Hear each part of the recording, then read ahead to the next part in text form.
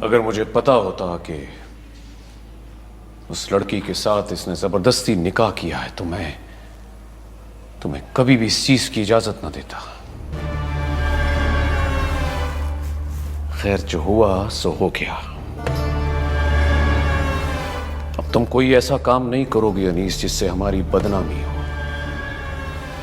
तुम अच्छी तरह जानते थे कि उस रिपोर्टर के बड़े बड़े अखबारों में ताल्लुकात हैं। अगर उसके साथ कोई भी मामला हुआ तो खबर जंगल की आग की तरह फैल जाएगी। और लोगों का क्या है? लोग तो बात का पतंगड़ बनाने के आदी हैं। जिंदा रिपोर्टर की कोई वैल्यू नहीं होती। मगर तुम्हारी बेवकूफी से अगर वो रिपोर्टर मर गया तो शहर की औरतें और मर्द उसकी याद में मोमबत्तियां लगाएंगे और लान तान करेंगे हमें। तुम्हें उसके घर जाना ही नहीं चाहिए था।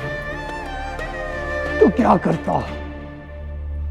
सबके सामने जलील हुआ हूं मैं।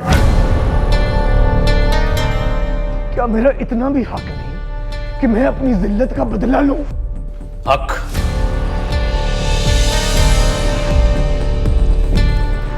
एक बात याद रखना अमीर अनीस, लड़ाई बराबर वालों में की जाती है, पर तुझे ये बात समझ आए तो तब ना। मैंने तेरे लिए क्या कुछ नहीं सोचा। इस गद्दी से ज्यादा इस्लामाबाद वालों के चक्कर लगा रहा हूं मैं ताकि तुझे वजीर बना सकूं, पर तू बहुत शोधा, पल्ले नहीं पड़ती तेरी बात।